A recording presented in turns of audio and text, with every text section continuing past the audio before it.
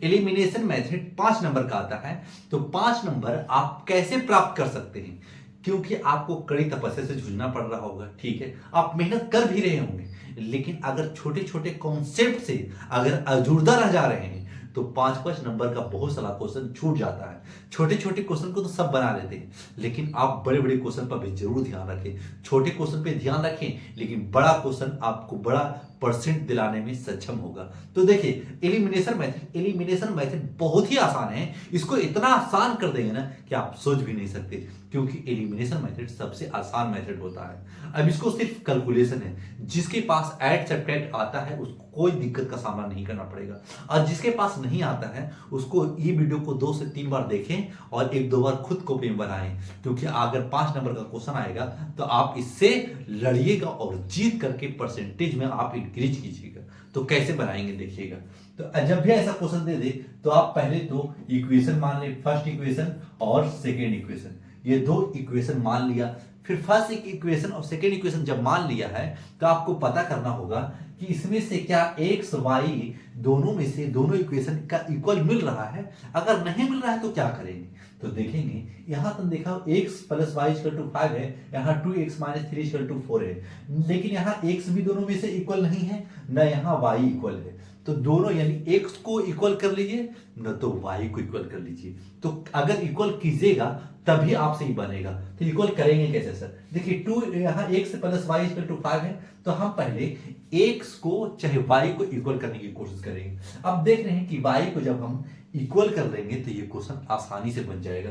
क्यों y को? क्योंकि यहाँ प्लस यहाँ माइनस है, तो ये अपने आप में कट जाएगा ऐड करेंगे तो हम इक्वेशन फर्स्ट में 3 से मल्टीपल करेंगे। जब इक्वेशन 3 में मल्टीपल करेंगे ना तो ये सभी में मल्टीपल करना होगा। ये ना कि आप इसमें एक तो मल्टीपल किए दूसरा में नहीं, लेकिन आप ध्यान रखिएगा एक इक्वेशन जब मल्टीपल कर रहे हैं ना तो ये तीनों में मल्टीपल करना होगा। तो लिखेंगे क्या 3x plus 3y equal to 15 लिखेंगे। क्यों 15 क्यों लिखेंगे? क्योंकि ये तीनों में 3 से मल्टीपल कर दिया है। अब देखिए, ये इक्वेशन मान लीजिए थर्ड, फ्रॉम इक्वेशन, ये दोनों इक्वेशन को ऐड कीजिएगा। देखिए, फर्स्ट और थर्ड को ऐड कीजिएगा। सो कहा है कि ये हो चुका है थर्ड और ये हो चुका है सेकेंड, तो सेकेंड और थर्ड को हम ऐड कर रहे हैं। तो सेकेंड क्या है? 2x minus 3y equal to 4, ठीक है। अभी से आप लिखा हुआ है 3x minus 3x plus 3y equal to 15।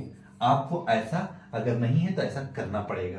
अब क्या करेंगे, जब एडिंग लिख दिया है तो ये जाएगा कट।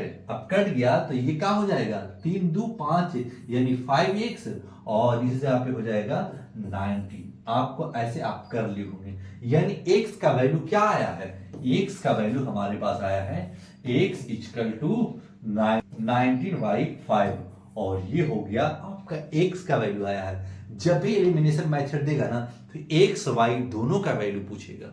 अब x का वैल्यू आ चुका है तो y का वैल्यू कैसे निकालेगा? तो लिखेगा from equation first putting value of x। क्या लिखेगा?